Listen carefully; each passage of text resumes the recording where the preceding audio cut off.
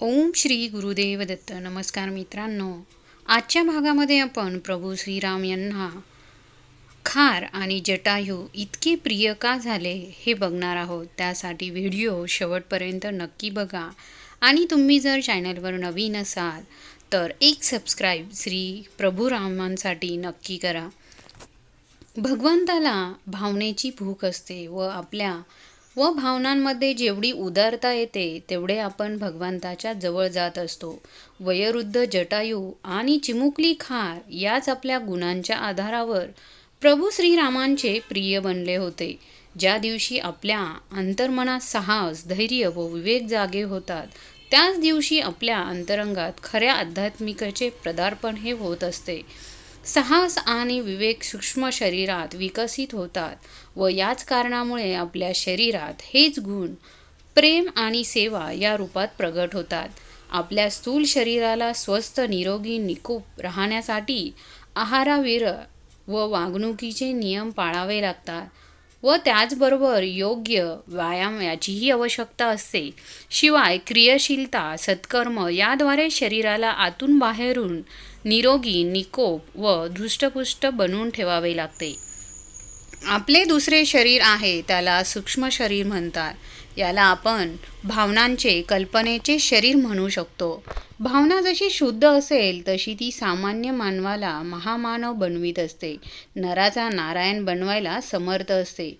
खरा भगवान बनवण्याची एकच मोठी कसोटी आहे आदर्श उत्कृष्ट गुणांना किती प्रमाणात आपल्या जीवनात अंगीकारले, किती प्रमाणात सामावून घेतले, किती प्रमाणात कार्यान्वित केले. तेवढ्या प्रमाणात जीवनात सामावलेले असेल, कार्यान्वित केले असेल तेवढाच भगवान आहे. श्री रामायण ग्रंथात काय आहे? या भावनांच्या उत्कृष्टतेचा, आदर्शवादाचा, चारित्र्यनिष्ठेचा, धैर्याचा, साहसाचा, प्रेमाचा, आपुलकीचा, समर्पणाचा समुद्र भरलेला आहे. भक्तांचा आदर्शवाद पाहायचा असेल तर जटायूचा आदर्शवाद पहा. जेव्हा जटायूने आपल्या डोळ्यासमोर सीतामातेचे अपहरण होऊ लागले हे पाहिले तेव्हा त्याने काही विचार न करता, मी वृद्ध, निर्बल, निशस्त्र पक्षी आहेत असा विचार न करता आपल्या संपूर्ण बळानिशी प्रतिकार करायला भरारी मारली. जटायूचे वर्चस्व जागे झाले.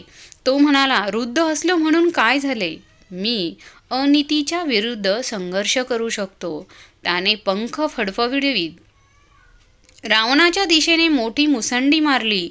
रावण म्हणाला, अरे बाबा, तू वेडा झाला की काय? तू माझ्याशी कसा लढणार? तुझ्याजवळ कोणतेही शस्त्र नाही. जटायू म्हणाला, मी तुझा सामना करू शकत नाही, तुझ्याशी झुंज घेऊ शकत नाही, तुला जिंकू शकत नाही. पण केवळ जिंकणेच एवढे काही सर्वस्व नाही. हार मानणे सुद्धा महत्त्वाचे आहे व मरणे हे सुद्धा गौरवाचे आहे. जगात असे कितीतरी लोक आहेत ज्यांना जिंकता आले नाही तरी हरले किंवा मृत्यू पावले. भारताच्या स्वातंत्र्य युद्धात हजारो माणसे अशी होती की ज्यांना जिंकता आले नाही, सफलता मिळाली नाही. त्यांनी मृत्यूच्या गळ्याशी गळा मिळवला तरी पण त्यांना विजयाचे धनी म्हणण्यात आले. जटायूने हेच म्हटले, मी या युद्धात मृत पावलो तरी जिंकलेलाच ठरू शकेल, मी विजयीच होईन. तो आपली चोच सरसावून रावणावर तुटून पडला. रावणाने आपली तलवार उचलली व त्याने दोन्ही पंख कापून टाकले. जटायूला काही करता आले नाही. तो जमिनीवर पडून राहिला. प्रभू रामचंद्र आले व त्यांनी आपल्या भावनांनी त्याला न्हाऊ घातले. पाण्याने नव्हे तर आसवांनी त्यांनी त्याला आंघोळ घातली. त्यांच्या जखमा धुतल्या गेल्या. प्रभू रामांनी आपल्या विखुरलेल्या जटांनी जटायूचे घाव पुसून काढले. त्याला त्यांनी छातीशी कवटाळले. साहसी जटायू, आदर्शासाठी मरण पत्करणारा जटायू, प्राणपणाला लावणारा जटायू भगवंत भावाचे भुकेले आहेत. त्याचे प्रेम जटायूसारख्या लोकांसाठी सुरक्षित आहे. त्यांचे प्रेम खारीसाठी सुरक्षित आहे. ज्यावेळी समुद्रावर पूल बांधण्याचे काम सुरू होते तेव्हा एक लहान खार आली. तिने आपल्या केसाळ अंगावर वाळू भरून घेतली व समुद्रात जाऊन ती टाकू लागली. वानरांनी म्हटले, अगं खारुताई, तू हे काय करीत आहेस? ती म्हणाली, आपण काय करीत आहात? आम्ही समुद्रपार जाण्यासाठी पूल बांधत आहोत. का? कशासाठी? ते म्हणाले, सीतामाईला व परत घेऊन येण्यासाठी. रावणाला मारायला मी लहान खार असली म्हणून काय झाले? मी पण माझ्या केसांमध्ये वाळू भरून जाईन. त्याची पातळी उंच होऊ लागेल व व पुलाच्या पलीकडे जाण्याचा रस्ता तयार होईल.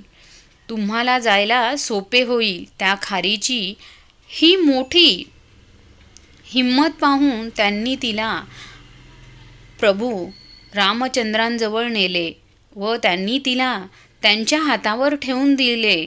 श्रीरामांनी त्या लहानशा खारीकडे बघितले आणि म्हणाले, हे काय करते? का वानरांनी सांगितले, ही आपल्या अंगावरच्या केसात वाळू भरून आणते व समुद्रात नेऊन टाकते, यासाठी की आपले समुद्रावर मार्ग बनवण्याचे कार्य हे सोपे व्हावे. प्रभू श्रीरामांनी खारुताईला आपल्या पोटाशी धरले, छातीशी कवटाळले, प्रेमाने तिच्या पाठीवरून हात फिरवू लागले, बोटे फिरवू लागले. श्रीरामांच्या बोटांचे ठसे तिच्या पाठीवर उमटले, रेषा उमटल्या. या 3 रेषा अजूनही स्पष्टपणे खारुताईच्या अंगावर दिसून येतात. या रेषा म्हणजे श्रीरामांच्या बोटांची पडलेली चिन्हे असे अजूनही म्हटले जाते. आपल्याजवळ धाडस असेल, हिंमत असेल, ज्या दिवशी त्याचा उदय होईल, साहस उत्पन्न होईल, त्याच दिवशी आपल्याला भगवंताचा साक्षात्कार हा घडून येईल. भगवंत स्वतः दर्शन द्यायला येतील. आपण काही मागायला उभे असाल तर जगात देणारे सुद्धा बरेच आहे. त्यांनी जे कमवले आहे ते सुद्धा ते उदारतेच्या भावनेने प्रेरित होऊन देतील. जे आध्यात्मिकेच्या मर्यादात असेल, ज्या प्रकारे भगवंत भक्तांना काहीतरी देत असतात, आपल्याला जे प्राप्त करण्याकरता तशी उदारता आपल्या हृदयात निर्माण व्हायला पाहिजे. ही आपली हार आहे, कारण आपण भगवंताकडे केवळ मागण्यासाठीच तत्पर असतो. नेहमी देण्याची वृत्ती ठेवावा. भगवंत आपल्याला भरभरून देईल. मित्रांनो, माहिती आवडली असेल तर लाईक करा, शेअर करा आणि सबस्क्राईब करायला विसरू नका.